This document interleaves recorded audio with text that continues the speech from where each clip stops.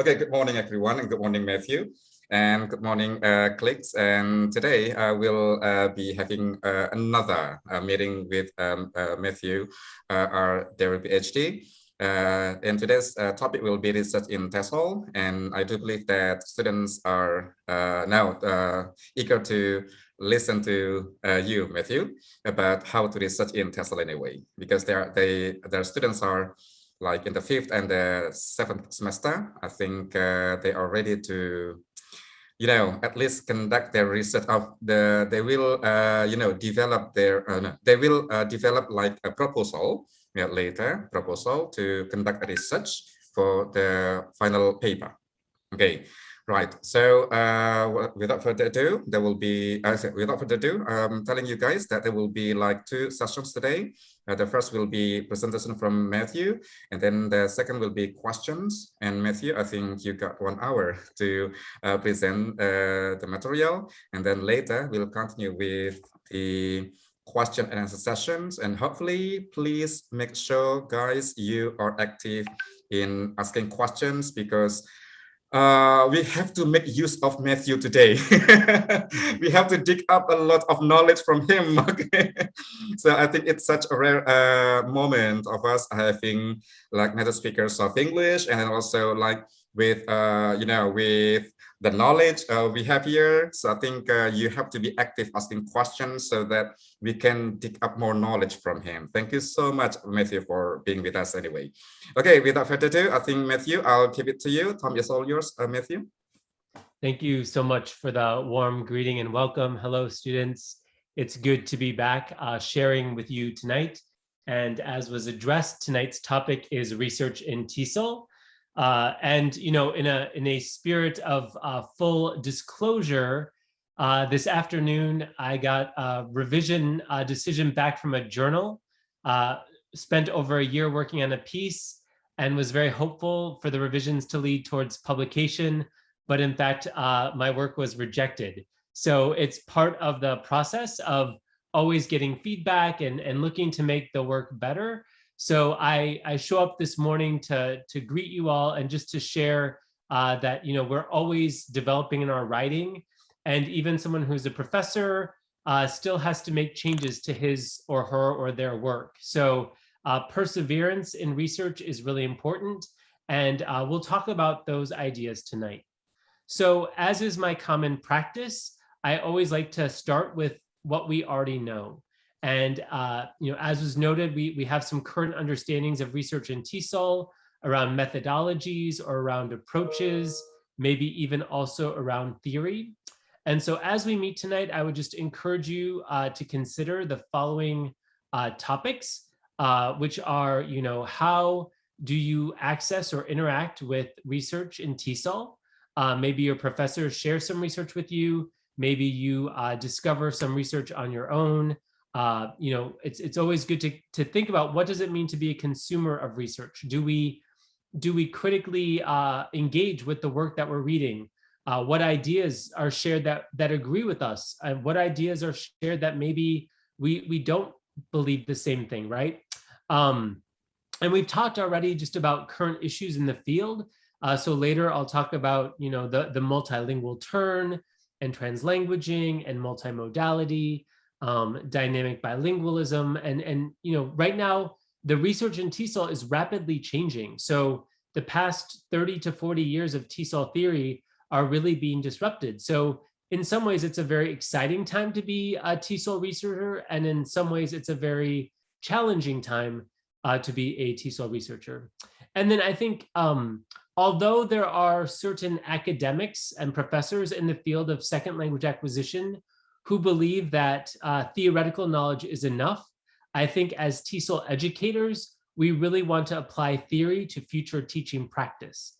And so when we engage with research, we should often think, what are the pedagogical or the teacher-related issues that we can take and apply to our work with students and with learners and with those who are trying to develop their L2 or their L3, the target language often for us, of course, being English.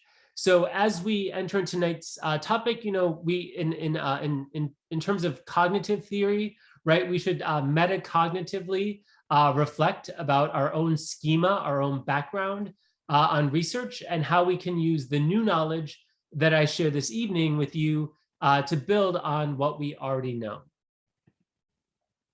So tonight, the overview is as follows. We just talked about what we know.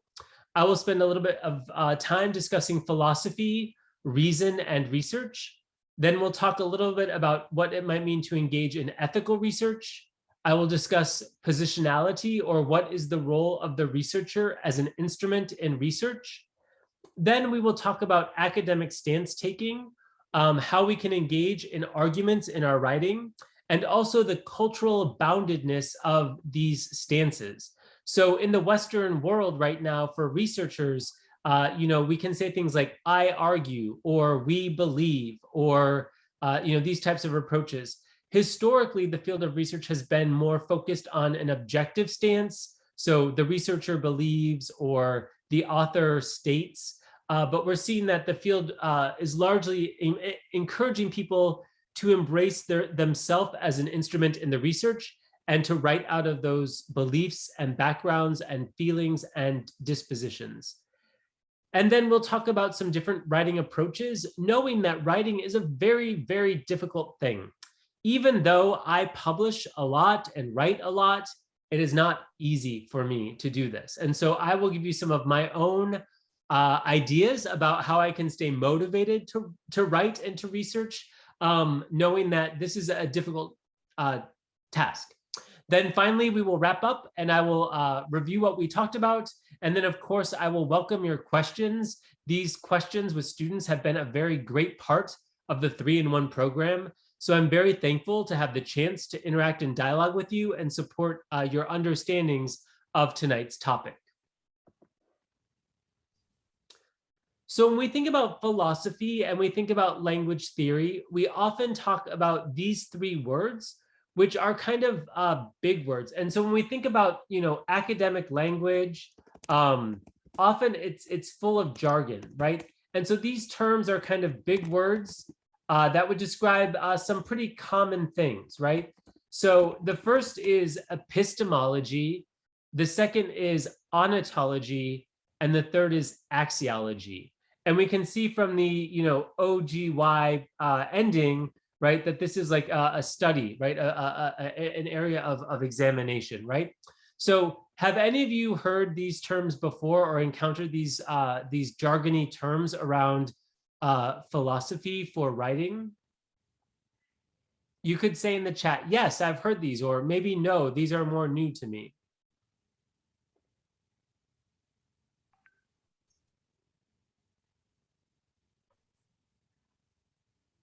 Okay, so some students saying that they've had it. So this will maybe for many of you be a review, right? So epistemology is the study for the ways of knowing, right? How can we know something? And ontology is the study about the ways of being. What does it mean to be a person, or what does it mean to identify in certain ways? And then axiology is basically, what do we value? What is of worth? So when we think about these different ideas, they are often bounded by language and by culture. And the ways that certain people from different cultures can make a claim of knowledge or a claim of knowing vary. So when we engage in cross-cultural research, we have to understand that people have different understandings about the ways that they know something, different ways that they understand what it means to be someone or something. And then also different cultures or different fields value different things. And so the way that the research is oriented often is a reflection of what people value. So in the US right now, there is a turn in TESOL around multilingualism, right? And this turn is coming in large part because there's a wide number of students in the US school now who are from different ethnic, racial, and cultural and religious backgrounds. And so as we think about this multilingual turn, 40 years ago, the number of students who were seeking English as another language was quite small. But now, because of demographic shifts, 1 in 4 students, in the US is an immigrant or the child of an immigrant, and 1 in 5 students in the US school system speaks a language other than English at their home. Now, America is different from Indonesia in the fact that it is mostly made up of monolingual individuals because English is a language of power globally. Indonesian contexts have many dialects and many different language practices. There's an official national language, and we don't have that in the US. So all of these things are currently shaping the field, both in the US and the Western world, but also globally in the global South as well. And when we think about rhetoric, or when we think about writing or making academic arguments, we often want to apply and use logic to look at what do we think about this in our minds? How do we feel about this in our heart? And then in our gut, in our stomach, like what is ethical? How does it make us feel? Like, is this right? Is this wrong? Is this unjust? Is this just? Is this equitable? Is this disequitable, right? So when we think about writing and the claims we want to make in our writing, we often want to make these appeals to reason. So we think about academic writing as claims that we can make based on the data that we have that is informed by some sort of reason, right? So we think about academic writing when we look at a data set. What can I say about this? How do I know that I have evidence to make this claim? And then what am I appealing to? Am I appealing to a theoretical understanding? Am I appealing to an emotional understanding? For example, we could say, if kids in schools can't have their home languages or cultures expressed or understood, then that takes away from their personhood, right? So we're making an appeal to your ethic. It would be wrong for us not to value the very things that students bring with them into schools and into their learning. So when we think about academic writing, we're often looking at, are my claims valid? Do I have evidence to back up these claims? And then are these claims supported by an appeal to our logic, or an appeal to our emotion, or appeal to our sense of right and wrong or ethic? So all of these things, what we know, what it means to be a person, what we value, and how we make these claims with the evidence and the data suggest why we should understand this work to be valid, right? So we don't want to make up claims without evidence. We don't want to overstate our claims. If the data suggests only X, we cannot say X, Y, and Z because we only have data for X. We don't have data to support the claims for Y and Z. So for academic writing, when it's reviewed by outside people, we're often thinking about, are these claims warranted? Do we trust what is being shared? How do we know that we trust what is being shared? And so that's, the conversation that we enter into tonight.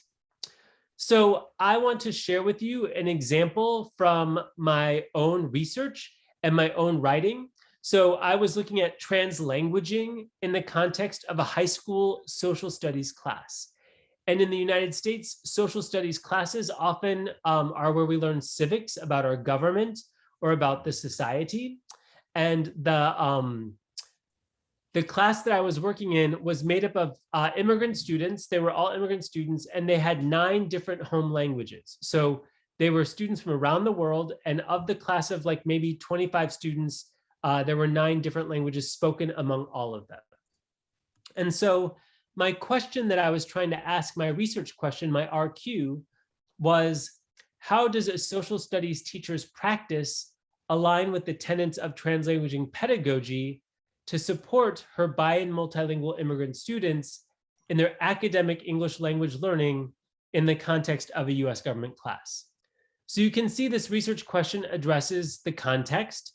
It was about teaching practice in the context of a US government history class, looking at support for English learners, for emergent bi- or multilingual students who are all immigrants new to the United States. So this is the example of the class, right, that I'm writing out of. So I spent a whole semester in this class. I would go into this class. It was during the first period of the day, so from like 7:30 to 8:30.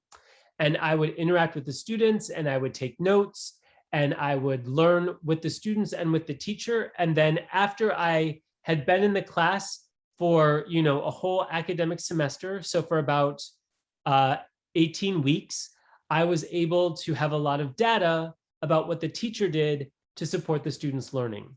And so then I had to go back and analyze that data so that I could make claims about the language teaching practices that were happening in the context of her classroom. So I wanted to make this claim. Mrs. Vega, the high school social studies teacher, her beliefs about language use supported her students to take a multilingual literacy and cultural approach to their meaning making. Now, you can see that the register of this, right, is quite academic, right? There's a lot of jargon, right? So I talk about meaning making, right? Which students were doing. They were trying to make meaning, but basically they were trying to learn language as it related to different forms of literacy, right? So in the class, literacy, in the class, they had a textbook. They did web quests where they looked online on the internet for information. There was use of charts and tables and graphs, right? So all of these are different modes of languaging that students had in the classroom. So I was trying to look across all of these ways that the teacher is teaching this content to the students. How do they learn this academic language, right? And how does she support them? So I make this claim that she does support them. So what evidence do I have to show that she's supporting them to take on these multilingual practices or these multi-literacy practices, right? So then I have some evidence, right? So then I give an example of what I saw. So for example, during a web quest, and a web quest is where students search the internet for answers.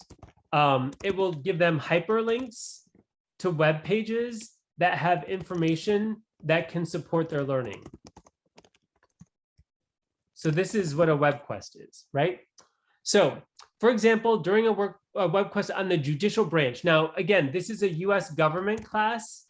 And in the US, we have 3 branches of government. We have the executive, which is like the president. We have the legislative, which is like the Congress. And we have the judicial, which are the courts. So they're currently studying about the judicial system or the courts in the US system, right? And I observed 2 students who were working in a computer lab, and they were discussing the term litigation, right?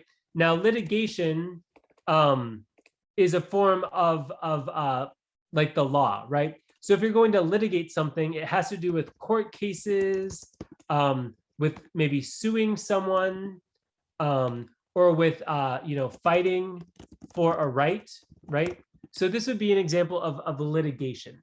So often what happens is, let's say the Congress passes a law, right? In the US context. And then people say, actually, this law is non-constitutional, right? It doesn't go with our constitution. It breaks the law of our land, right? And so if it's non-constitutional, then it means we must litigate, right? We must sue and say this is not a good law, right? And litigation is what can get unjust law overturned, right? And so they're looking at this idea of litigation. So these 2 students who speak Spanish as their home language, Lucia and Camilla, they talk back and forth in Spanish. So when they're talking back and forth in Spanish, right now, this is an example of their negotiation for meaning.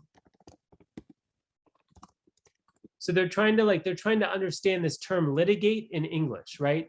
So it's this negotiation back and forth about this term, this vocabulary word for litigation, right? Oops.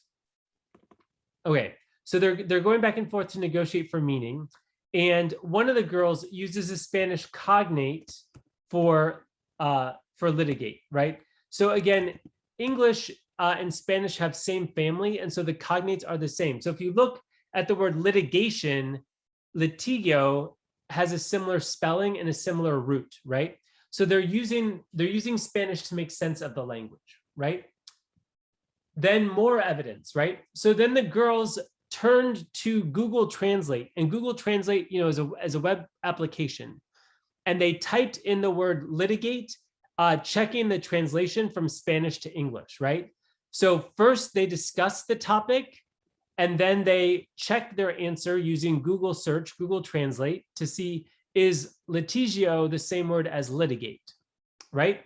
And then the result, right? So then I have my claim, then I have my evidence, and now I'm giving my reason, the result. In this example, Lucia and Camilla had the opportunity to communicate with one another, to negotiate for meaning, and to draw upon their full linguistic repertoires as they developed content area literacy, right? So the teacher allows them to use their home languages, she allows them to use the computer, and in doing so, she supports this multilingual and cross-cultural learning. So I have data, I make a claim, I support the claim with evidence, and then I back it up with reason, the result, right? So this would be an example of me making a claim for claim, evidence, and reason to support the argument that I'm trying to make. And again, the argument that I was trying to make was this idea that Mrs. Vega, her beliefs about language allowed her to support students to use multilingual literacy and the multicultural approach in support of their understanding, right? Claim, evidence, reason. So you can decide for yourself whether or not you think this is valid. But I would like to argue that this is valid because I saw it, I showed what was happening, and then I backed up what was happening with some theory, right? Okay, so academic writing in large part is paying attention to these different claims that we're able to make. And the better data we have, the better claims that we can make. Okay, so now we're going to segue for just a moment and talk about responsible research. Responsible research. And so again, there's this notion of what are the ethics for engaging in research? Or what does it mean to be responsible in research conduct? So in the US system, we have something called the Institutional Review Board. And the IRB, the Institutional Review Board, monitors research to protect human subjects. And the reason that we need this is because in the past, there was some abuse of participants, right?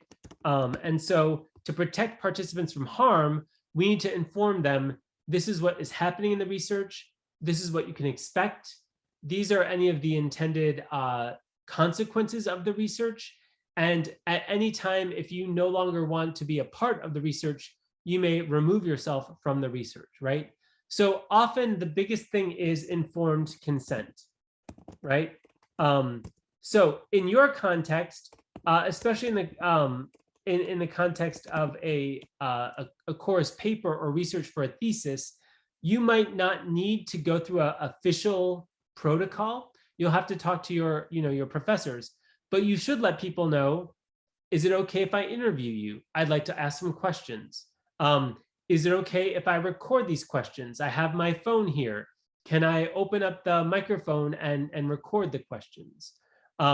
If you want to videotape them, would it be okay if I record this conversation? Can we, like even tonight, the Zoom call, right? So as soon as they hit record, it says, this meeting is now being recorded. And then I must click on the box that says, I understand, or I've got it, right? So that's an example of informed consent, right? We are all informed that this is being recorded. Even when you look up, there's a little cloud button and the red blinking light is suggesting that the recording is active, right? So also sometimes the chat, after we end the call, the chat history will be stored and saved to whoever runs the Zoom call, right? So all of this would be like a public record, right? So you might say, could we use the conversation tonight for the purpose of research, right? So generally speaking, if you want to do responsible research, people should know that they are taking part in a research study, right? If you don't tell them and then you do the research, they might later find out that it was happening and be upset because they did not give consent or permission or want to be a part of the research project. So in the US context, when we do IRB, or if you're looking to study abroad in the Western world in Australia or Canada or US or UK, often the IRB includes the following ideas. It gives an overview of the research study. So it would say something like, in this study, you are part of a medical trial for a COVID vaccine, right? The reason we need this vaccine is because COVID is a global pandemic and we know that vaccinations can take away the risk of serious illness or death, right? Details of what you will do. You will receive either a real vaccine or a placebo. At the end of the study, if you receive the placebo, then you will qualify for the vaccine, right? And then permission, right? So if you sign this form, it says that you give us permission to give you an injection with either the COVID vaccine or the placebo, right? And then how you will protect the participants. So you will say things like, we will monitor your health. After you have the shot the next day, we will give you a telephone call. We will follow up with you. If you have any negative side effects, we will give you free medical treatment or medical care, right? So you will protect them. Or sometimes it's like, we will not use your real name, or we will not use the real name of the school, or we will not reveal your age or your gender or your religion, right? So different research has different ways to protect participants, right? But generally speaking, if you want to engage in ethical research, you should let people know this is the goal of the study. This is what we're hoping to learn. This is what you will do. Do I have your permission for you to join this work? And then I will protect you, and this work will not harm you, right? Because ultimately we don't want research to be bad for people. We want it to benefit people in the society. So this is the conversation around research contexts and how to be ethical in research. The big thing is to let people know that they are engaging in research. All right, so we're also going to take a moment to talk just a little bit about positionality. And positionality is based on the position of the individual, right? How is the individual positioned in the society, right? So when we think about a lot of qualitative work, right, which is often around interview data or focus groups or observations, often in qualitative work, the researcher is the instrument, right? How you do the research is impacted by your own beliefs and your own lenses, right? So positionality is basically the ways that your worldview would shape your research, and also the stories that you might seek to tell with your research, right? And some of the identifications that might shape how you engage in research include your gender, your race or ethnicity, your religious background, your age, and the languages that you know. So often, in the US context, when I'm doing work, I will often note, I am a white male who identifies as bilingual. I lived for 10 years in China, where I was an English language teacher and teacher educator. And I have been a classroom teacher and a university teacher. And I have 20 years of research and teaching experience, right? So all of these things help people who read my research to know who I am in doing this work, right? Sometimes there's been critique that people outside the field come into the field and then make all kinds of claims about the field, right?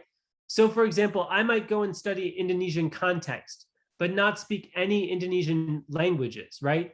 And so then if I try to say, oh, I went in and studied Indonesia and I know all this stuff about Indonesia, that might be true, but I will have an outsider perspective because I'm not an Indonesian person.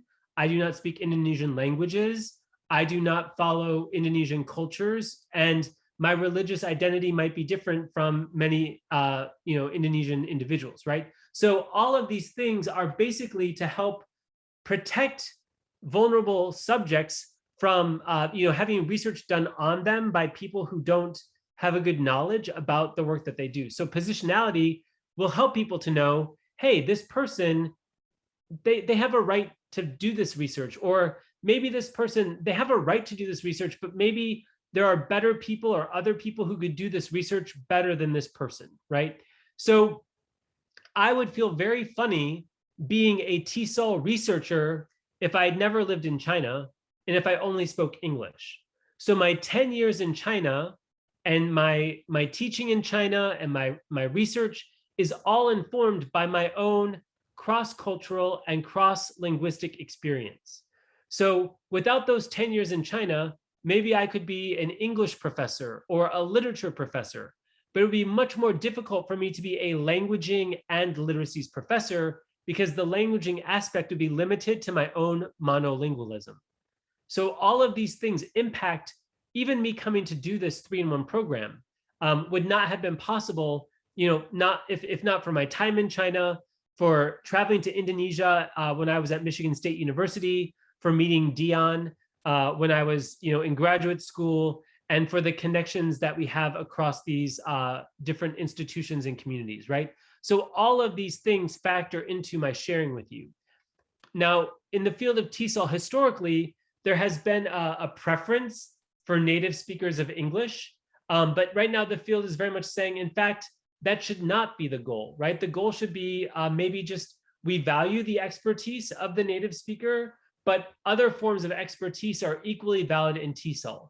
And just because someone's a native speaker of English doesn't necessarily make them a better TESOL professional or a better TESOL researcher. So the field is really grappling with some of these ideas, right?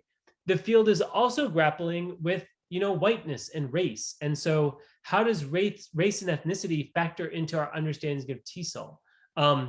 Last time I mentioned, or in another session, I mentioned accentism, right? So if you are speaking with an accent, how do people read their understandings of you based on their accent? All of these things matter in the context of TESOL research and how we enter into TESOL spaces to engage in research practices. Okay, so these are I'm gonna give you a moment. I'm gonna take some sips of my tea because I've talked a lot. But these are different ways that I talk about my work with Mrs. Vega. This is from the study of translanguaging, where I showed you just formally claims, evidence, and reason. So when I wrote up this manuscript, this was an example of my positionality statement.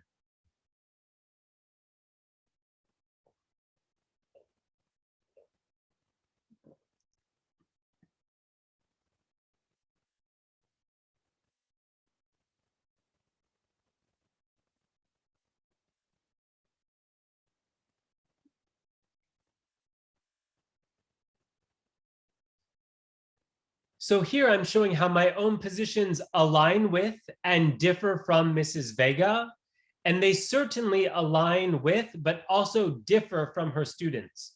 So I went to China and I had my own immigrant experience, but some of the students who came to Mrs. Vega's class were actually refugees. So they did not have a choice to immigrate. They did not choose to go to a different country. They had to go to a different country. I am white. Most of the students in Mrs. Vega's class were students of color. I had English as my first language. They all had additional languages and were learning English as a targeted language. I was an adult and they were all high school students. I was a man, and for many of them, they were, teenage boys and girls or young people, right? So all of these things impact my work in the classroom and the ways that my identities will shape the views that I have about these students and the ideas that are present with them. Okay, so that's our conversation on responsible research ethics, and also our conversation around positionality and how our positions as individuals and researchers in this world can shape the understandings that we have. So what I'm going to do now is just talk about this book. And there's a PDF version that I have already emailed to the 3-in-1 team, so for your professors. And so this book is full of different academic moves or academic sentence starters that can help you in making conversation around research. So generally speaking, if you want to engage in writing for TESOL, you should take a position or a stance in response to what already exists in the literature, right? And the literature is either theoretical, like theory-based, or empirical, research-based studies, right? And again, as I said at the top of this session tonight, in the Western publishing context, use of author stance is expected. So I argue, and we believe, is common use of language rather than the researcher found or the author believes. And as I noted, this book has a lot of sentence starters for helping to make arguments in academic writing. So for example, you might say, while much research has looked at the Indonesian context, I argue that one under-resourced area is my home community. In this paper, I will share about the indigenous language practices of my village, right? So that's where you're making a move about the broader literature base is doing this work, and you're going to focus in on this other area over here. So I think this is a good resource to help you and make moves in writing. And again, you should always attend to the writing style that your professors ask of you.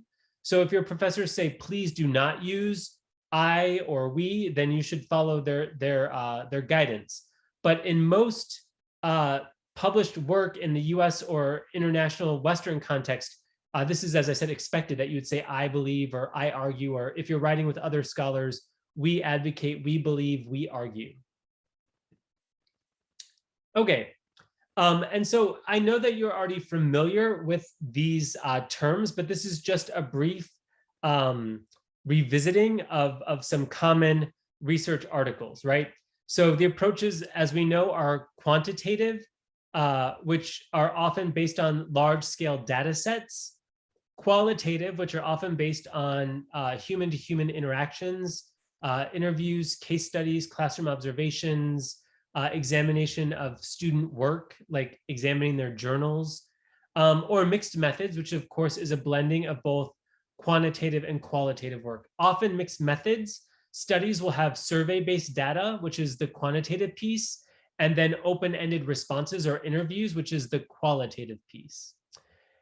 And then in broadly speaking, there are different genres of research. So there are conceptual pieces, which are, advancing theory or advancing ideas, but don't necessarily have like an experiment or have an intervention or have a study design, right? It's more thinking and theory based.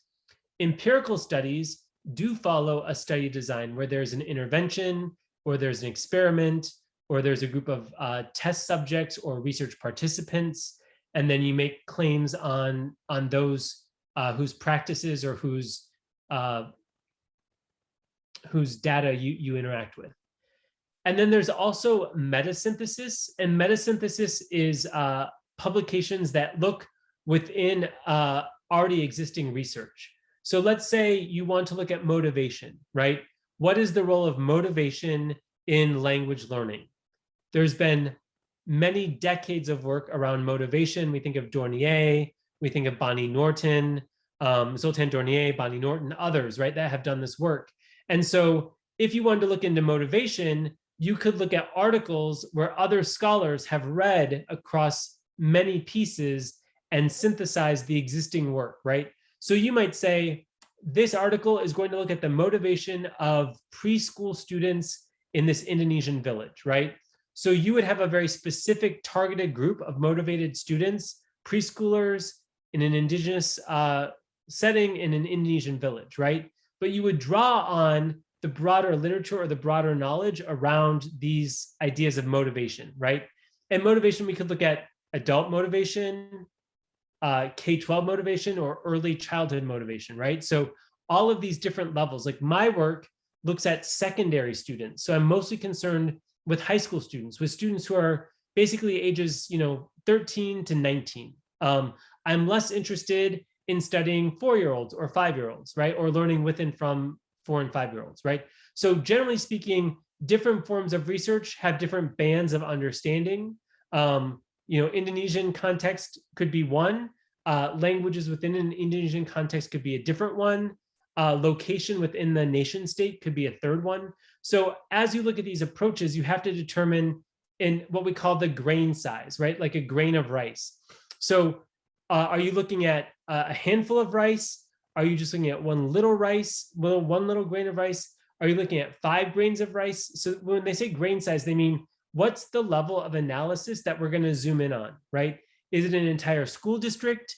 Is it one school? Is it one classroom? Is it one teacher? Is it 30 students? Is it one student within the 30? Is it a small group of 3 students who speak the same language in a class of 30? So all of these are decisions that we need to make around our research focus. Qualitative or quantitative approach, and then who are we learning with and from, or what are we studying? And then what are the levels within that group, right? And then of course, most empirical articles follow this format.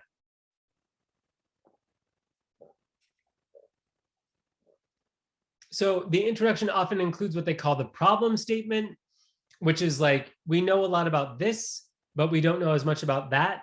And so because we know less about this topic, we want to direct our research attention there. There's often the literature review, which looks at the existing research, the theory that is used to make sense of the data, the methods of the study, the findings, the discussion, implications, and conclusion.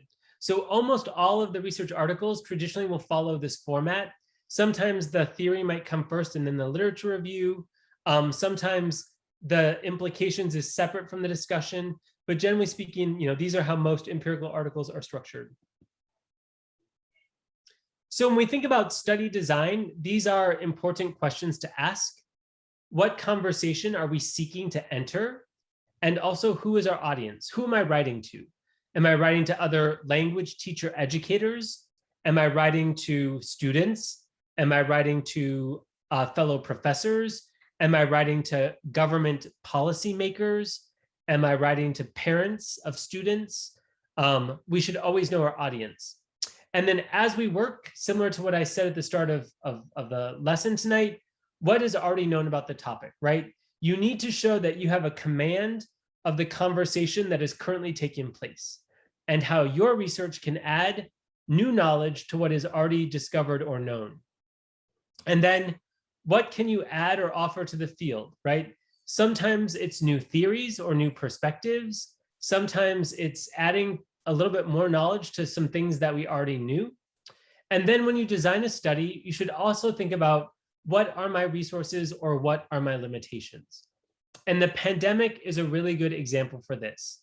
For many people who did research in schools, schools were virtual, and so it was very difficult to be in classroom spaces. And so many people had the limitation of the pandemic on their research agendas, right? Or maybe you want to study 5 different cities, but you don't have money to take a train or an airplane to the 5 different cities. Maybe you only have money to go to 2 cities, right? So the study design would be limited by the resources that you have. Maybe the limitation is, I really want to study in this context, but I don't speak the language, right? So I would need to find someone who could help me translate, or I would need to find someone who could help me to interview students in their home languages, right? So all of these things are important considerations when designing a study. And now I just want to share a little bit about my own practices, because I think it will definitely help to take away some of the challenges, of writing, right? So when I write, I often start with my methods or with the study design, because even though the study has been completed, I already know like what I did. So the first thing I do is set up, this is my study, these are my participants, this is my context, this is who I am as I enter into the work, because it's very easy to write through this because I've already designed the study, right? Now, before I can analyze my data to write up the findings, I must know what my theoretical framework is, because it would not make sense for me to analyze the data absent from the theory. So I must have my theoretical framework in place so that I can use that framework to make sense of the data, right? Now, sometimes I wait and write the lit review until later because I need to find out what conversations am I entering, right? What bodies of literature might I need to have in my lit review, right?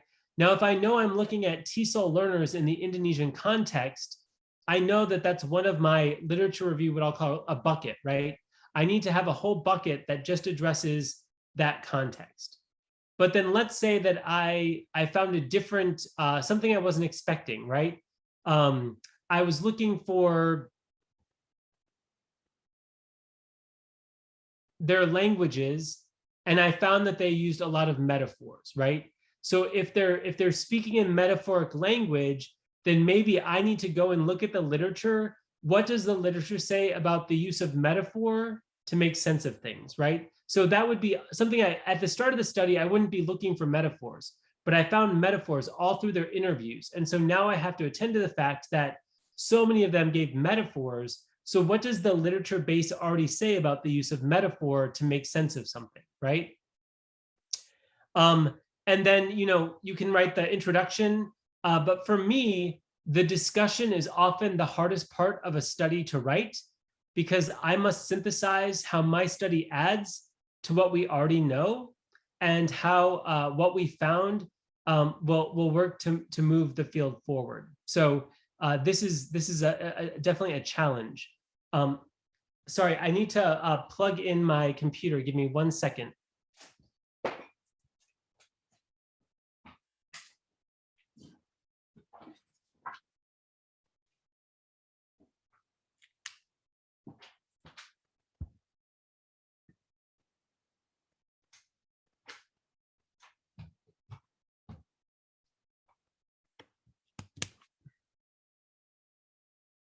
Thank you. Sorry for that pause.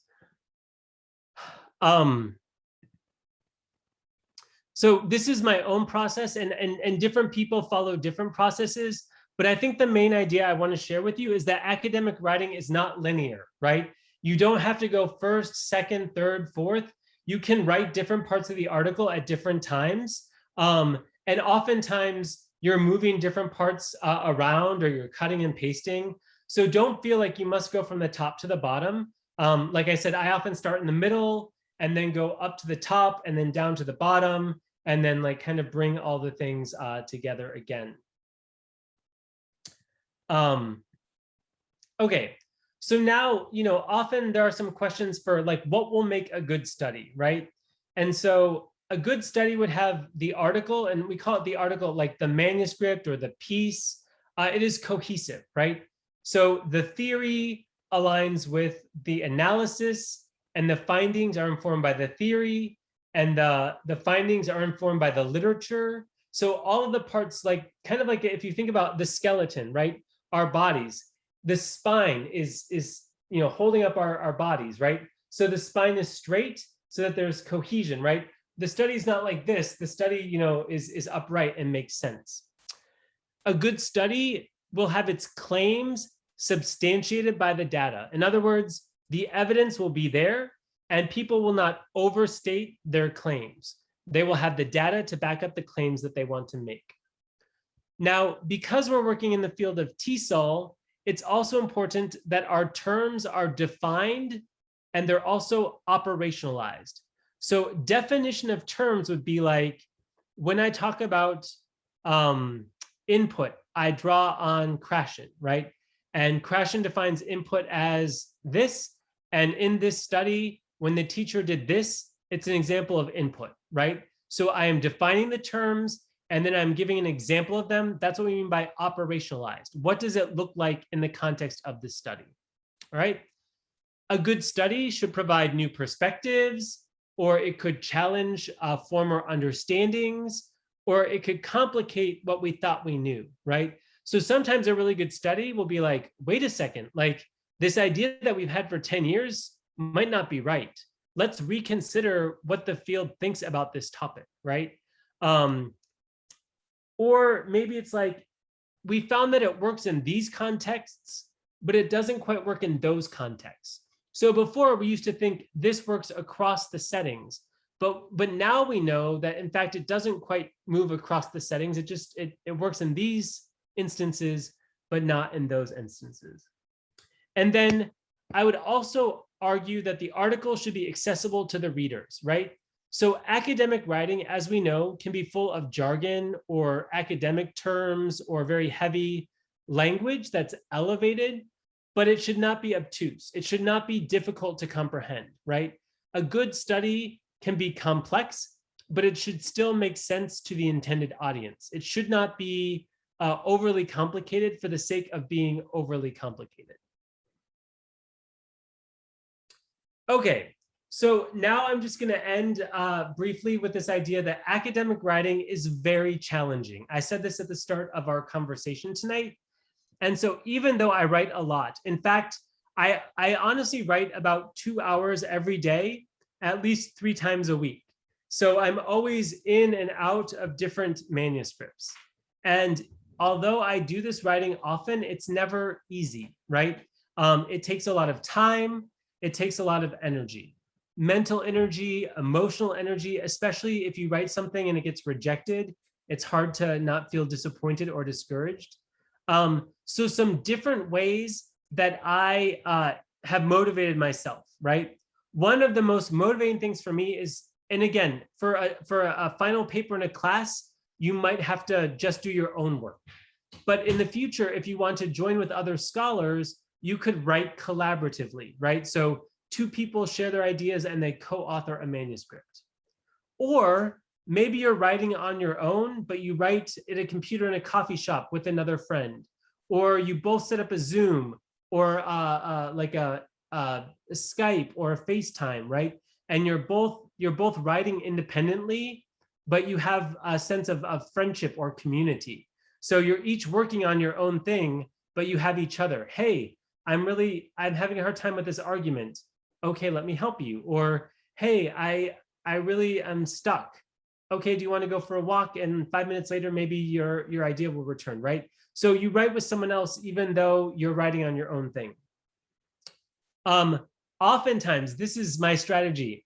When I have to write something I really don't want to write, I do something called the Pomodoro method, which is based after this Italian guy. So you set a timer and you write 20 minutes, and then, or 25 minutes, and then you take a 5-minute break. And then you just do this. Like if I set it for 5 times, right? That's 100 minutes of writing, right? And it's 25 minutes of break, right? So in total, it's 125 minutes, and I'm writing for 20, breaking for 5, writing for 20, breaking for 5, writing for 20, breaking for 5. Often another thing I do is I write and then I reward myself. So if I finish a major writing task, maybe I buy myself my favorite ice cream, or I love to go to the movies. And so after I finish a major, writing thing, I take myself to the movies, right? So these are good ways to stay motivated in the writing because it can be very time intensive. And I think I would also say, sometimes maybe you only have 20 minutes and it feels very limited, but you open the document, maybe in that 20 minutes, you only write 3 sentences, right? Sometimes that happens, but you have those really tight 3 sentences, right? So it's okay if you're not writing hundreds of words, right? There was a time where I spent 1 hour to write 1 paragraph, right? Because I was trying to work out my argument, and it just took a long time. And often writing is writing to learn, right? So as we write, we build our argument, right? We write through our thinking. And we're like, I think it's this. No, it's not this, it's that. Actually, that doesn't make sense. I need to get rid of that. Okay, wait, it could be this. No, it's not that, right? So that's a natural process of writing, is sometimes just we have to get our ideas out on paper, right?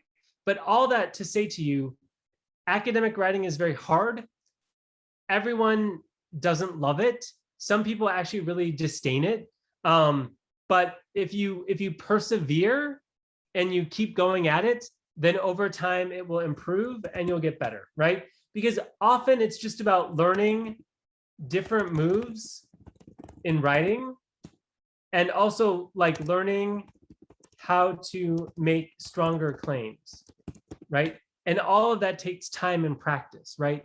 So if you think about teaching, right? A first-year teacher is probably going to be less effective than a 5th-year teacher, generally speaking. And a new academic writer is going to be not as good as someone who's doing it for 5 years. But even if you do it for 5 years, you still might have struggles, right? You can do it for 10 or 20 years. Academic writing is never easy. It's always hard, right? So you might be good at it, but it does, just because you're good doesn't make it easy. So I share that with you. I write a lot and I love writing and I hate it at the same time. So some of my approaches, and again, these are my ideas and my own position allows me to do some of these things.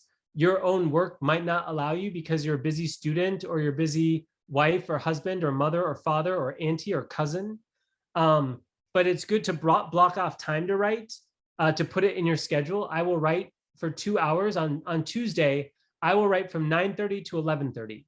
I will block off that time. I will protect that time. I think writing with others is more interesting. So I often collaborate, or if I'm writing on my own, I still will join someone else who's also writing independently so that it's not so boring. Understand that feedback makes the work stronger, even though it's very hard to receive, right? It's very hard to put yourself out there and then for someone to be so critical of what you wrote. Or for example, you spend, 20 hours writing something, and then they come back and they're like, only keep, these 3 pages. And, suddenly you've lost 10 hours of writing, right? It's like, oh, what do I do with that? That was so much time and effort, and it doesn't fit anymore. So sometimes that has to happen. And it's really hard because we don't like to often feel like time is lost or time is wasted. To help my mind, I must expect to rewrite a lot of what I originally wrote. So when you write, think of your writing as a draft, always a draft, right? At least at first, right? And then after 1 or 2 rounds of feedback, you'll feel stronger. But in academic right now, it's different. If you're writing a course paper, you work on the paper, then you turn in and you get a grade, right? But if you're doing peer review, or if you're writing from the professor after you get the grade to try and publish it, realize that you're often going to be in the process of revision. So you don't always get to revise a course paper or a research paper for a class, but in academic writing more widely or more largely, you should often have to expect to rewrite a lot of what you originally write.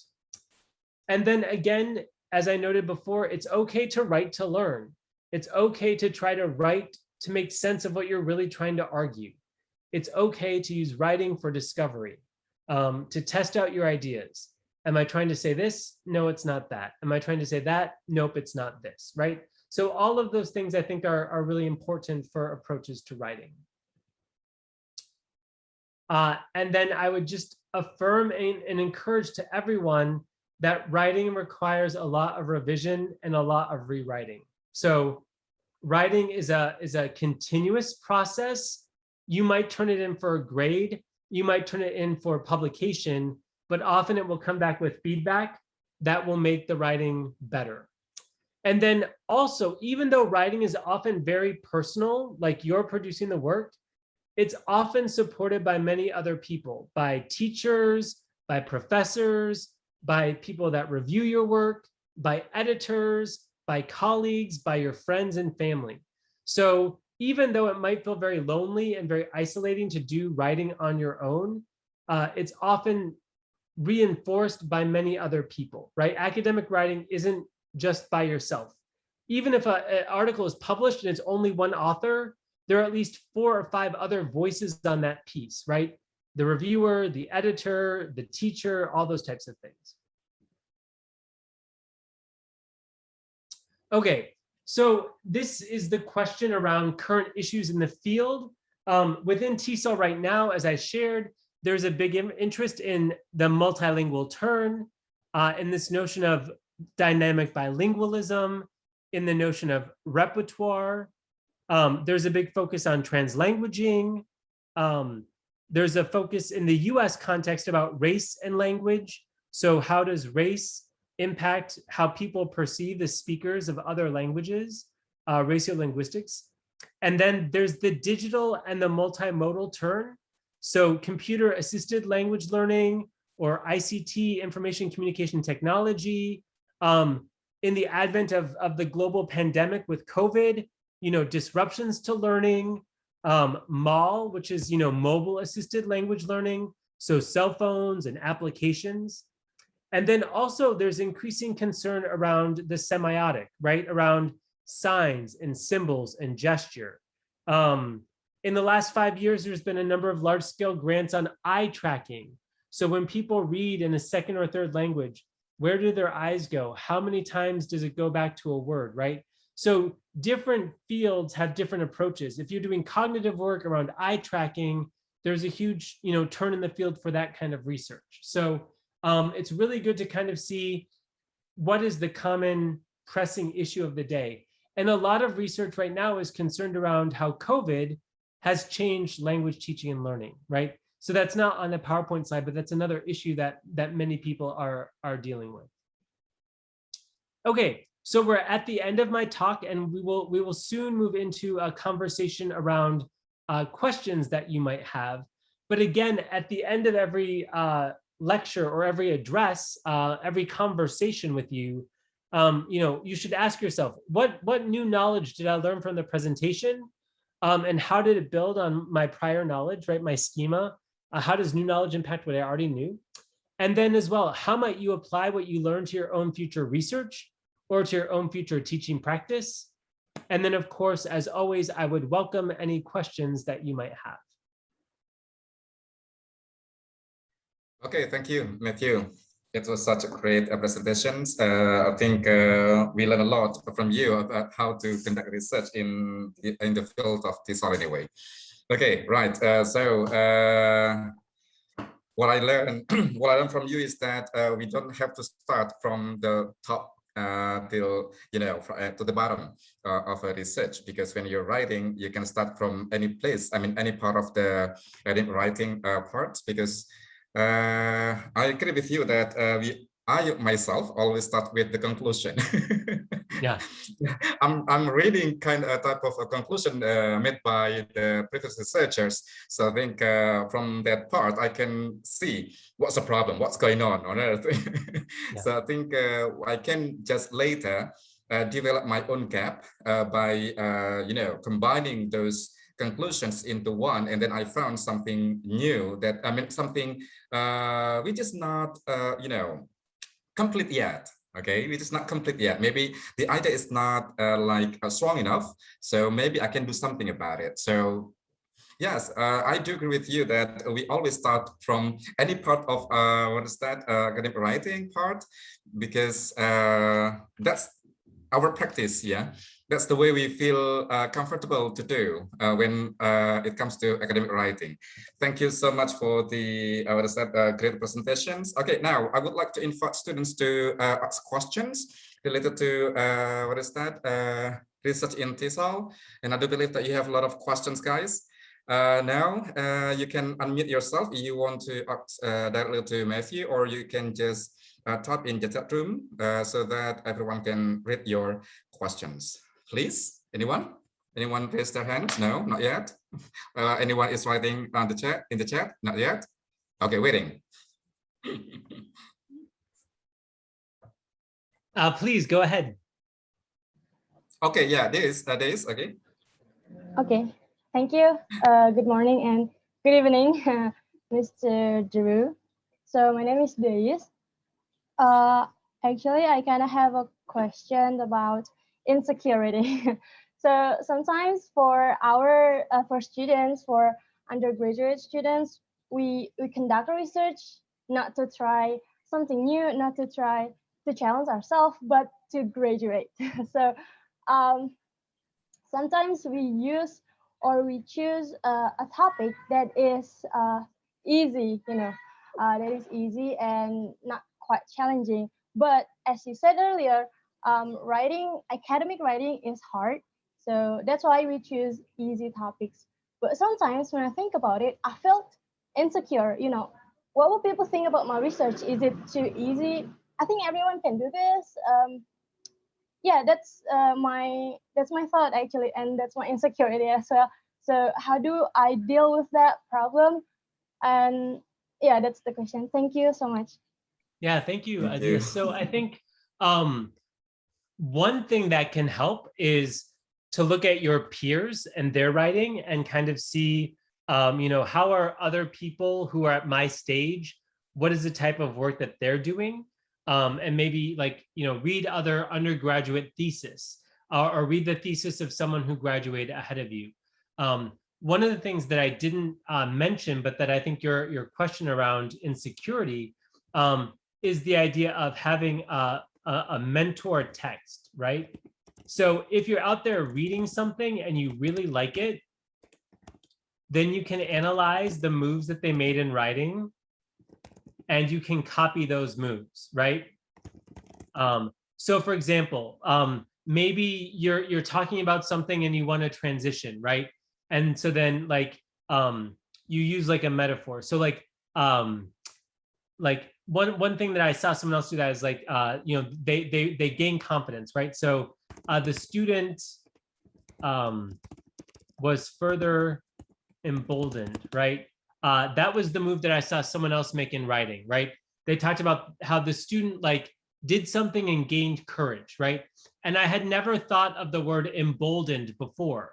But then I was like, oh, I really like the way that this other writer talked about the student being emboldened, right? So then in the future, when I could make a claim about students, then I was like, in this context, they were emboldened, right? So I use this phrasing because I saw another scholar use it and I liked it, right?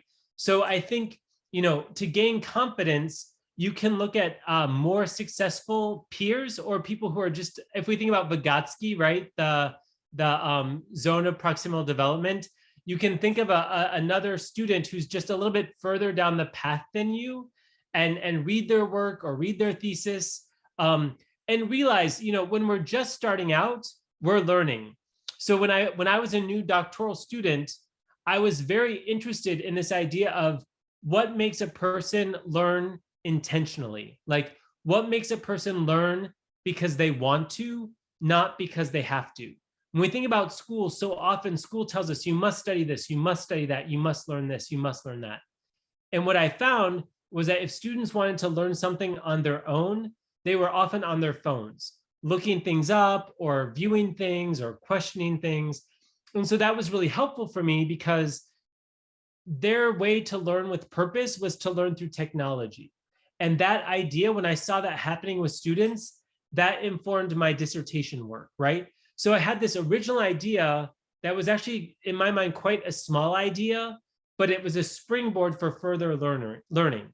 So your idea to start off might feel small to you, or it might feel very common, or it might not feel very deep, but the questions that you can ask from that initial learning can lead to deeper or broader or more interesting studies for you.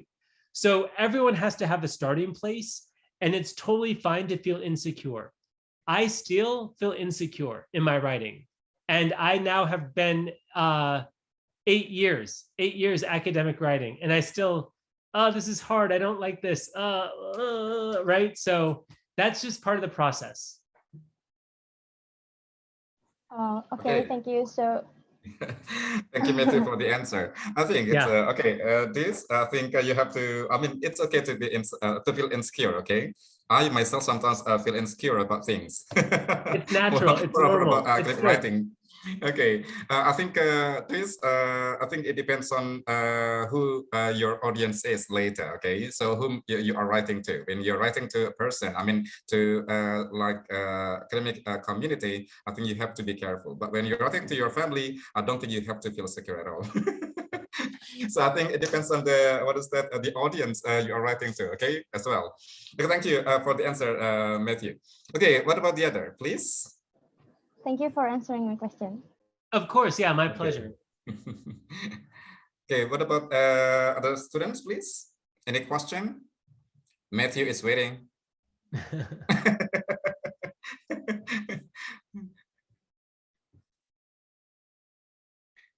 Okay, we haven't got any question yet in the text.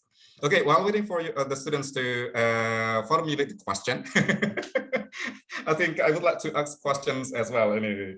Okay, now related to positionality anyway, Matthew. Okay, now I just want to ask as a student, I place myself as a student, and then relate to these questions as well, because you know, when we are students, when I was student, I was not really confident about my writing, and I was not really, you know, I didn't have that kind of get to, you know, I didn't feel right at all. Okay, I didn't feel right at all. Now my question is that when I place myself as a student, and then how do I position myself anyway? Because what I know, because I'm still a student, and then people will not believe me. I will never be able to convince people with my piece of writing. So I think, different from you as a writer, because you're holding like a doctoral degree, for example, because people will believe you, people will believe to what you say, and people will believe to what you do. Okay, so now how do how do I put myself in a as a student, yeah, put myself in a position that people will believe me. Yeah. So, you know, and I think okay, it's hard, right? What to work on? Yeah, we often look down on students or novices or people without, you know, new to expertise. So even my doctoral students, because I'm working with graduate students, you know, they'll say, who am I to critique a leading scholar in the field, right? Like, I'm just a doctoral student, like, I don't have these grand ideas. And so I say to them, well, you can say, like, as an emerging researcher, or as an emerging theorist of language, or as someone new to this field, I'm trying to argue, or I'm trying to advance, or I'm trying to make sense of these ideas, right? So I think it's okay to position yourself as someone coming into this role. I think that's okay, right? And I think our expectation is different, right? So we're going to expect different from a piece written by a master's student than by an undergraduate student, and we're going to expect something different from a professor than from, you know, someone who's a teacher. But largely speaking, you can say, like, you know, where you are in the field, and that shouldn't discredit, but people should give you grace, right? So I'm going to review something by a graduate student with a lot more care than a senior scholar. At the senior scholar, I might say, you know, I disagree with this idea. To the undergraduate student, I might say, perhaps you should consider this study or that study, or have you read about this? Like, I recommend you look further into this idea, right? So often, those of us who are more advanced should support those of us who are less advanced, and we should not look down on them, but should create better conditions for them to build their confidence. Okay, right, thank you. Okay, I think we have to think about, because we are now lecturers, and then we are helping our students to write final paper. I think the feedback should be given. The feedback given should be about how to direct the idea, not kill their creativity, but I think to direct their understanding to another one. Okay, to a better one. Okay, right. Agree. Truly agree. It's true. Okay. Thank you. Okay. I think Bu Widya, I think you want to ask question. Yeah. Okay. Well, while waiting for our students, they'll maybe internalize a question for Matthew, because actually, this topic is quite difficult. Yeah, as you mentioned before, that academic writing is not easy, but it is actually okay if we want to do the process for writing academic one. And one question, actually, maybe it is happened for students, yeah, and I think in writing sometimes. I know that you have already give how to overcome some problems related to writing's block or others, yeah, when we get stuck in writing. But sometimes our internal factor, it is the most important things, yeah. We can collaborate with others, we can have the support system with our friends, our colleagues, or maybe our professor, but sometimes we need to dig our self motivations in doing that writing. But sometimes even we have already tried to do that in conducting of writing, or maybe we are not, yeah, we are not okay with the topic text, for example, yeah, topic of writing. So we get a writing block, and sometimes after we get stuck in writing, we do the procrastination, we delay that, and it's happened. It is a custom in the process of writing. So how could be? I mean, what about? Yeah, maybe you can share about that, because I think because we are yeah, that problem, and also how to overcome our students' problem when they get procrastination and writing block and so on. Thank you, Matthew. Yeah. So I did put in the chat, I think sometimes we should expand our understanding of what is writing. So maybe we're stuck because we don't know how to make an argument, but maybe we haven't read enough about the topic, right? So then maybe we need to go and find some more theory or some more empirical studies about this topic or phenomenon, right? So we often don't count reading as writing, but I think sometimes if we haven't read enough, we can't write enough. We don't know what to say because we don't know what others are saying, or we don't have enough expertise. But the way that we can build our expertise is by reading more about the topic. So sometimes maybe you just write your reflections, like, I don't know how to make this argument, right? And so then maybe you just write some musings, right? I think this is happening, but I'm not sure if it's happening. Like, you know, I see that students are trying to do this, but it's just not working. And so I wonder, is it not working because of this or because of that? Sometimes if we have other data, maybe it's just we reread the data, right? When I was working on my dissertation, I had to go back and re-listen to the interviews, right? And really listen. Like, I thought I knew what they were saying because I had the transcript, but in re-listening to their sharing, hearing their inflection, hearing their pauses, I was like, oh, she waited there for like 2 minutes. Like that meant something in that moment. Maybe I can write about that, right? So, you know, sometimes writing isn't necessarily words on the page, but it's extended notions of writing is more reading, or writing is listening, or writing is revisiting the data, right? So if we get stuck, why are we stuck? And if we get stuck, how can we get unstuck? Is it that I don't know enough?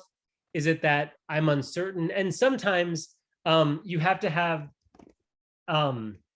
what they call the bad first draft, right? You just write and it's not very good, but you just get it out on paper, right?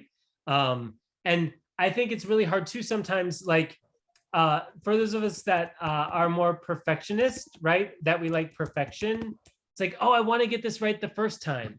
But even if you think it's right the first time, someone might be like, what about this? Or what about that? You know, so this is my answer. Expand your view of what counts as writing, write through the trouble, and sometimes just write it even if you know it's bad. Okay, thank you, Matthew. I think we have to really understand what we are doing. Okay, when we don't know the topic, we get stuck and then done. Okay, and we will just you know, stop writing, and then sometimes we just do the customization, just like Widya said. Okay, it's happening to our students anyway, and it happened to me long time ago. I will say though, sorry, as well to Widya, Catherine, if you don't, like I said, because it's not linear, right? So if you feel stuck in one part, jump to another part, right? If you feel stuck in the literature review, then go to the conclusion or go to the introduction. Like, don't feel like you have to stay in that same stuck part. Go to a different part of the paper. All right, students, okay, thank you. Please. Now we have Putu Gede, Angga. Angga, time is all yours, please. Your question. Yes, thank you for the time. Of course, thank you. And Mr. Deroo.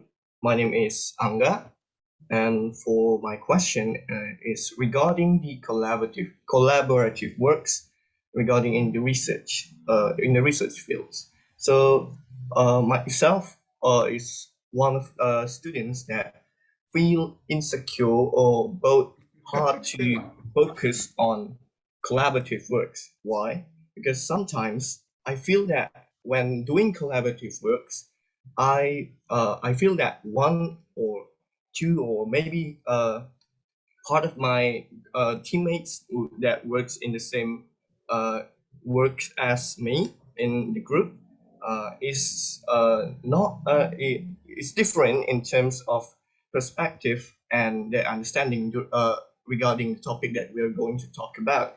So they drag us drag us down in the presenting of the material and the making of those works. Or sometimes I am the one who's dragging them down and making the works bad or even late in terms of submission. So this problem is affecting my future perspective on how collaborative works should be and should be applied. So I'm a little bit afraid to use collaborative works. It's so because of my experience regarding collaborative works. What's your view on this, Mr. Deroo?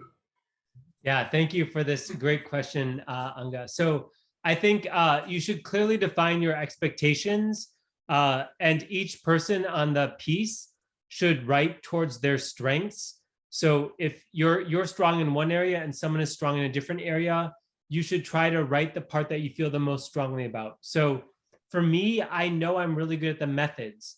My friend loves the theory. So if we collaborate, I often start with the methods and she often starts with the theory. And then we're both working together, in the document at the same time, but she's working on her strength and her interest and I'm working on mine. It's okay to acknowledge your shortcomings, right? So I don't really understand this theory. Can you explain it to me? Or I need to read some more about this theory and then ask you some questions for our manuscript as the whole. And then as well, I think, be proactive, right? So let's say you say 1 week from now, I will do this and you will do that. And then you get writer's block. So maybe 1 or 2 days before you have to meet, you just send a text or an email. I'm very sorry. This writing has been a challenge for me. I am unable to get my part done. Could we meet later instead? Or could you give me more time? Or I'm stuck. Could you talk with me to help me through? But I think always when we collaborate, we want to be kind. We want to think the best of others. And we don't want to be rude or like, you didn't do a good job. Don't write with me, right? So I think those are ideas. Define the roles, write towards your strengths, acknowledge your shortcomings, ask for help, and be proactive if you can't meet the expectation. Okay, thank you, Matthew, for the answer. I think we cannot be so dominant in collaborative writing, right? So I think we have to take our share and then just do our share as good as possible. Okay, right, thank you. I think we have another question. That's the answer, Anga. I think I hope it answers your question. Thank you so much for the answer, Matthew. And then now we go to the next questions from Mutiara Khalifa. Yeah. So this is the question talking about final paper. As an undergraduate student, I'm still confused and on what I plan with my research. As an instance, when I decide what method I will utilize in my research. Yeah, okay, right. So I think could you tell us how to assure yourself about what method you are going to use in your research? Okay, it's dealing with the methodology. Okay, in a research. Thank you. Mm-hmm. So I think the method is often best determined by your interest. So let's say you want to study students, right? Then maybe the method is best for the case study. You do an interview or you do the classroom observation. Maybe you want to analyze the teaching materials. So you do an analysis of the textbook or of the language program. So then maybe you're doing like a discourse analysis. I think often the approach to research can be determined by what are you interested in. And then based on what you're interested in, that will determine the method that you use. So are you interested in writing about students or teachers or curriculum? Then you can make the choices that would best support your method based on the thing you're most interested in.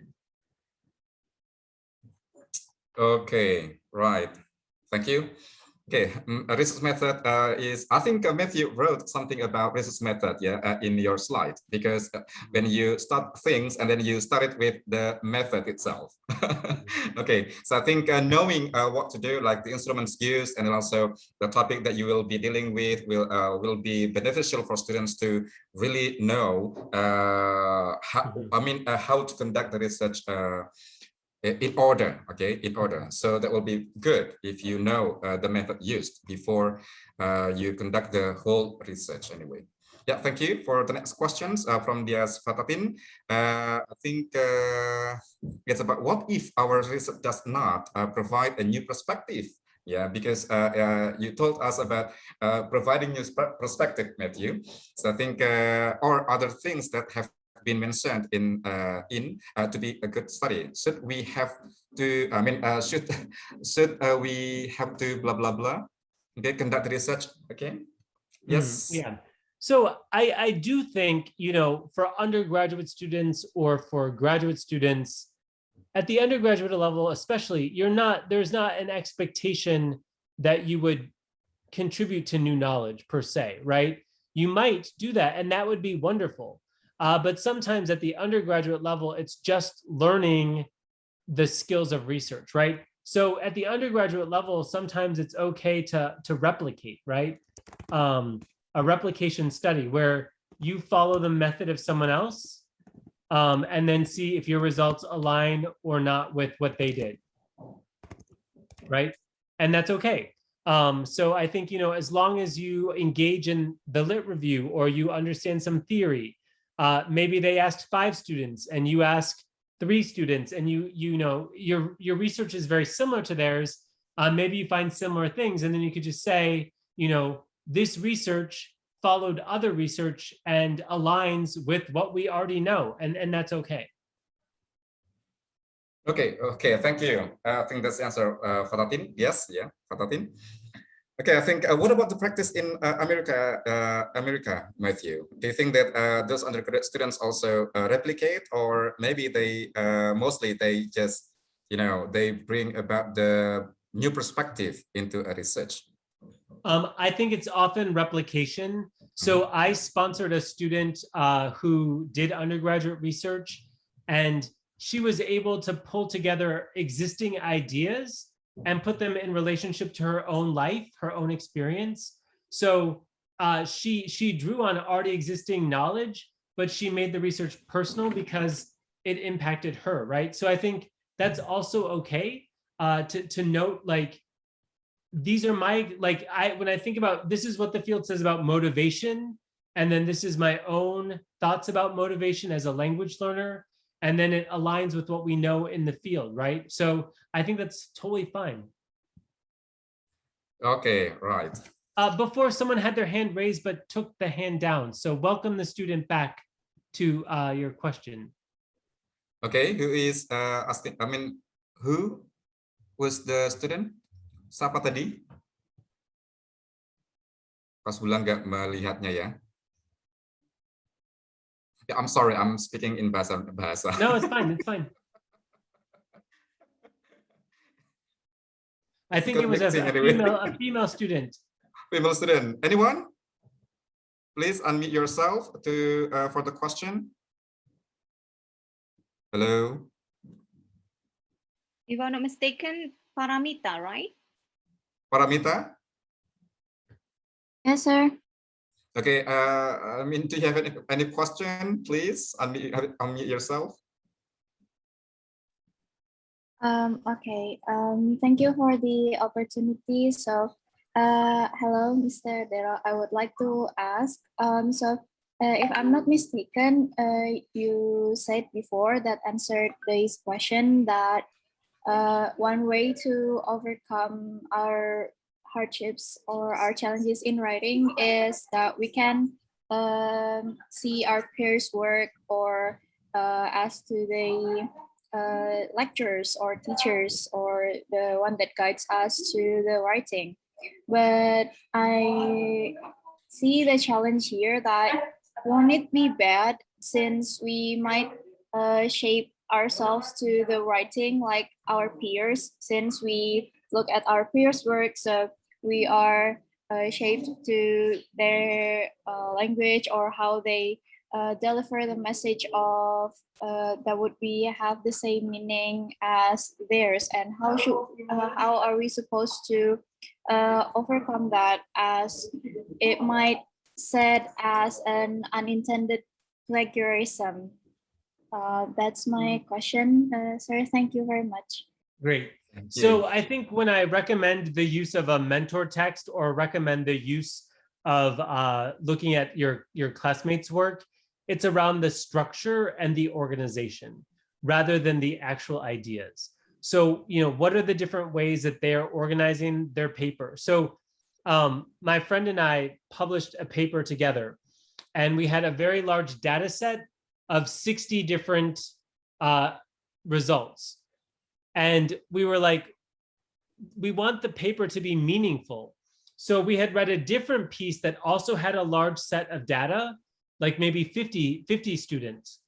And they chose to give the overview of the learning across the 50 students and then focus in on 3 students. And we thought, oh, that's a really good approach. So for the findings, we followed their model. We used our 60 students and gave an overview. Our data suggests these things, and now we will look at 3 students specifically, right? So even though the studies were very different, they organized their findings by all students and then zoom in to 3 students. So we followed their structure, even though we didn't use their actual ideas, right? So when I talk about a mentor text, it's how do they structure or build the argument? And then what do you do? Maybe you like their method, right? So in this research, they gathered 5 students together to play a game, and they took notes and they recorded them, right? So you're like, oh, that's a really good design. So in your study, you have 5 students play a game and you record them, but you're looking at something different, right, than what this study looked at. So you have the same method, but a different approach, right? So structurally, they're very similar. Children playing about groups of 5, but differently, you're looking at vocabulary and they were looking at grammar, or you're looking at motivation and they were looking at turn taking, right? So I think this is a good way to use other people's work to help your own work, but you're looking at the form and not the actual thinking or ideas. Okay, so don't copy paste, Paramita. Yes, right. You may borrow the words, but I think you have to do what's called as paraphrasing, so that the idea, remains the same, but then the way you, the way you say will be different. Okay, yeah. So that's the way you can avoid plagiarism anyway. I think it's a bit difficult to control plagiarism here. I myself see some students are still doing that. But I keep trying to tell them, I keep telling them about how to avoid plagiarism, because we had what's called as like in essay writing, we are teaching them, we are helping them with how to avoid plagiarism by paraphrasing, synthesizing, and also like citation. I think putting those experts' opinion in the draft or in their piece of writing would be like the ways, to some of the ways to avoid plagiarism. Okay, right. Thank you. Yeah, thank you. Others, please. Siapa kira-kira? Okay, here it comes. LTM Galang Siraj. Okay, I think you can read yourself, Matthew, and you can answer the question.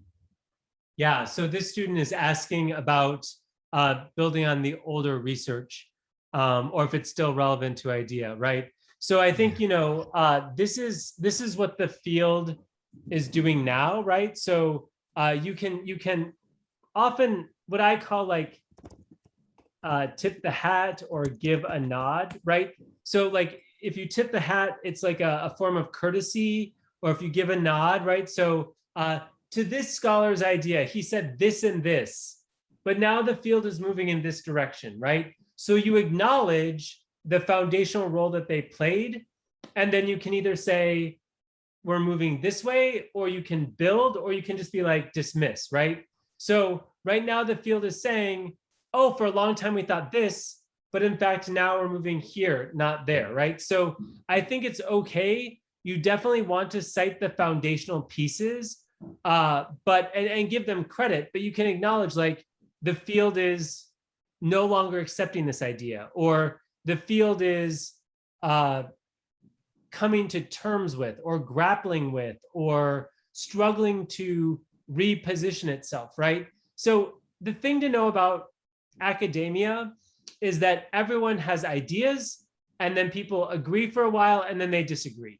And because there's no law of language learning, we have no idea like how it works, right? We have all these ideas, but we cannot say for certain. There's no law of language. So the best thing that we have is our thinking in this moment, shaped by former moments. But what we're thinking now and what we think 20 years from now will be very different. So we just have to show we know the conversations the field has been having, but this is the moment the field is in now. Okay, thank you. I think for your information, Matthew, we are telling our students to use like what's called as like 5 years, 5 years, last 5 years, or what they call reference, so that they have like a new idea, and then they just get along with new idea, not with the old ideas. I do agree with you that we have to like take the old days, the old research into our as the umbrella of the or the foundation of the research itself. Okay, and then if there should be like a shift or a change, so we have to go with the new change, so that our idea is quite contemporary, so that it can be it will be useful for like nowadays condition, right? Mm-hmm. Okay, right, thank you. So I did put in the chat, because academic publishing takes so long. Like a piece that I wrote in 2017 is just now getting published. It's almost 2022. Yeah. So even the recent research reflects thinking from 2 years, 3 years, 5 years ago. So the ideas now in 2021 will most likely not start to show up until 2023. Wow. Because most work takes 1 to 2 years to go through the process of getting reviewed. Now, this is for the top journals. For smaller journals, it's faster, but for the big journals, it's at least 1 to 2 years to get something out. Okay, right. Thank you. So academic writing is difficult because it takes like 3 to 5 years to publish. Unless you have a very wonderful academic writing, so don't expect to be published like within 1 year. Exactly. Okay, thank you. Another question from student, please.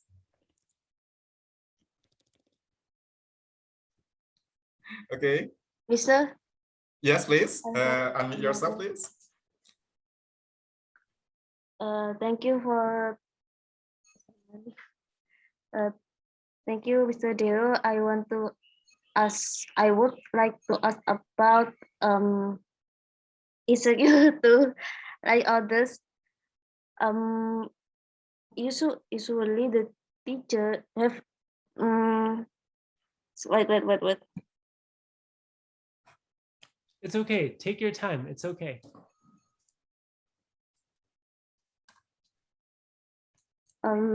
Usually teacher have some business, so they don't can controlling their emotions. So according you, what must we do for controlling our emotions when teaching the students? Thank you, sir. Well, I think that teaching is a very relational thing. I think that teachers have a lot of emotion and care for their students. I think teaching is a very difficult thing. So sometimes if the students are not learning, you feel frustrated, you wonder what you could do differently or better. So I think I would say, teaching is full of affect, which means like we have a ton of response to working with students and to working with other people. Same with writing, right? To write something is to put a sense of yourself out there for the world. And it's really hard, right? Because the world might not like what you have to say, or it might reject your ideas, right? But that's the thing, our ideas are not us, right? They're just our thoughts. And so it's hard not to take things personal, but oftentimes it's not personal. It's not against you, it's just against the idea. So I think this is why we need a lot of what I call grace, or a lot of just like care or patience. It's a hard process. And so I think we should be as kind to others as we can, right? And to realize sometimes when people are critical, the critique is done in care, because they want to make things better, right?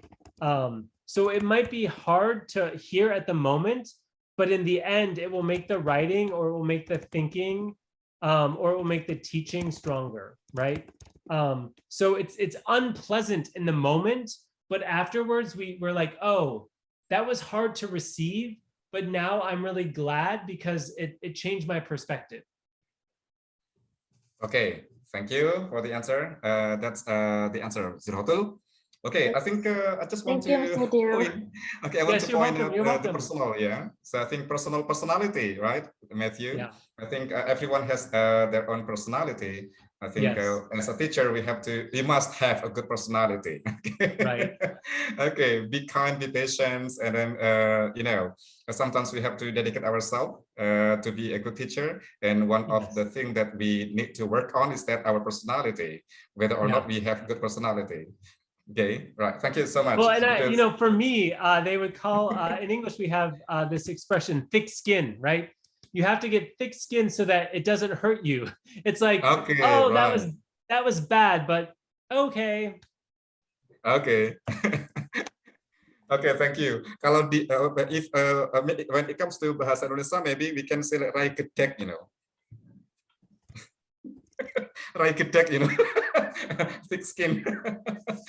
Okay, thank you so much. Okay, any questions, guys? We still have like 10 minutes. I think we have to make use of Matthew today. These are good questions. They're all very good questions. Okay, waiting for another question. If you don't have any questions, so I will ask. Because I myself have a lot of questions. Okay, so, Matthew, related to consent for the participants, and then you said that they should know that we are conducting a research on them, okay, on the participants.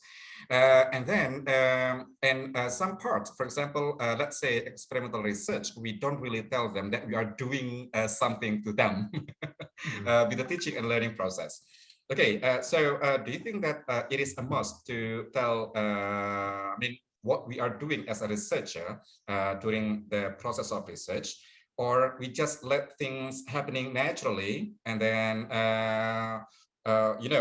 within the control group and also the experimental group, we don't tell them that we are manipulating the situations of experimental group. So what do you think about it? Is it a must to get the consent from participants so that we can really, when we should publish our research later, the result of our research, they will know and they will not mind about that. What do you think? Yeah. So I do think it's preferred to let them know, but in cases where you don't let them know and there's a control and experiment, like let's say it's 2 different classes, then let's say the experiment is successful, right? Then out of care, you must do the control group, you must give them the supports that the experiment group got, right? So in the case of like their own educational advancement, even if they don't know that they're part of the research, after the research is done and it's shown that the experiment is successful or the intervention helps, then the control groups should get that extra support in fairness so that one group doesn't have advantage over the other group. Okay, right. Okay, thank you. I think it answers my questions because I'm not confused about this situation, but sometimes I feel, is it right? I myself, I'm a good person, so that's why I became a teacher. Thank you for the answer. I think too, like informed consent always helps. So you could just say like, you know, to help our university help students, we do research, or, you know, the goal of this is to really benefit all students, right? So just saying like, this isn't to harm you, this is to help you, right? So we're doing this work on your behalf. Okay, right. Thank you. Okay, others? We still have 9 minutes left. Okay. Excuse me. Although sir. it is like almost, yes, please. Actually, I have another question, but I have already asked previously. Can I or shouldn't I? Because this is the second time I asked, if you allow me. So go ahead, that's okay. I say go ahead, yes, go ahead. Sorry. I'm afraid I will discourage others, my friends, to ask, so I ask for permission. Okay, so on your PowerPoint, on Mr. Deroo PowerPoint, it is mentioned that what makes a good study is that it is accessible for anyone. But my question is, how do we actually access those journals or articles which are not free? For example, we have to pay to read the full article. And I also heard that Sci-Hub, if you know the Sci-Hub, it was made to criticize the journals that are not accessible for free. So is the you know, the journals that are that should be paid for read good journals or a good research, a good study, because you know, it's not accessible for everyone. So for example, me myself as a student, I cannot afford the journals because it's for example expensive.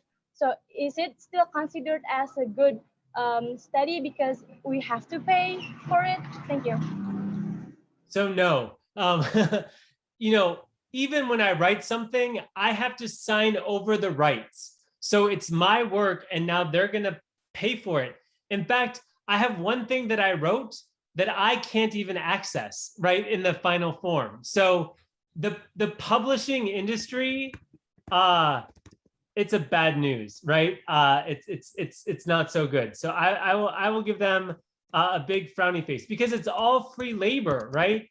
Like I write for them, and then other people review for them, and then we sign away our rights, right?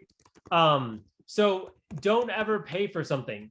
Find it on a back channel, or often if you reach out to the researcher, they're so flattered, right? So to be honest, very few people actually read what you write. So like, you know, maybe I write something and 10 people actually read it.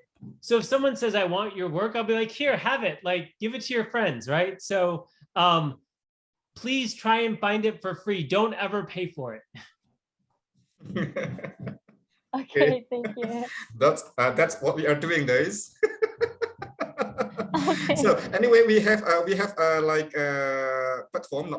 journals, yeah, some journals in our university. It's a ProQuest, yeah. And then also like Science Direct. I think they are very helpful for students to, you know, work. I mean, dealing with their research writing anyway.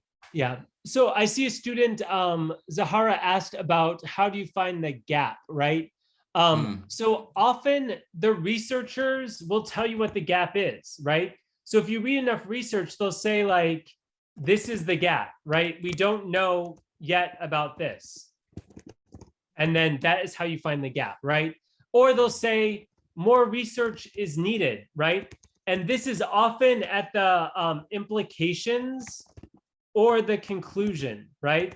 So at the end of a study, it will ask for more research. Now, here's a tip. Often the researcher will say, we need more research on this, and then it's their next paper, right? But generally speaking, if they ask you for more research, you can join that research. Okay, thank you. I think it will be the last question from Salsabila Raihani, right, Matthew? Yeah. So I will say that all research is subjective, right? It's really impossible to be objective in research. So we shouldn't pretend, right? We should just realize that all research is limited, right? It can only show us certain things in certain ways at certain times. So we're all going to have biases, and it's okay to note those biases because we can't overcome them, right? I will never know what it's like to be an Indonesian. You might not ever know what it's like to be an American, but we're both human. And so we have this shared humanity, right? So certain things will be part of the human condition, and then certain things are biased based on all these factors: language, culture, race, ethnicity, religion, languages we know. We can't escape that. So don't try to escape it. It's part of the process. Okay, thank you. Okay, being biased is okay, but not too biased, okay? Right. Yeah, we will have biases, but we shouldn't use them against other people. Okay, right, exactly. Because as I told my students, that there is no absolute right, research result, and there is no absolute wrong research result, because there should be like the objectivity and also subjectivity in it. So that's why how we measure the subjectivity matters anyway.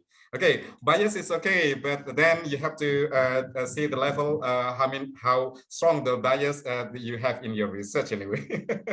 Thank you so much, Matthew. I think we come to the end of our discussion today. The question from Salasula ends our meeting today. Thank you so much, guys, for being with us. Thank you, Matthew, for very wonderful presentation, also like discussion. And we learned a lot, and we are looking forward to seeing you.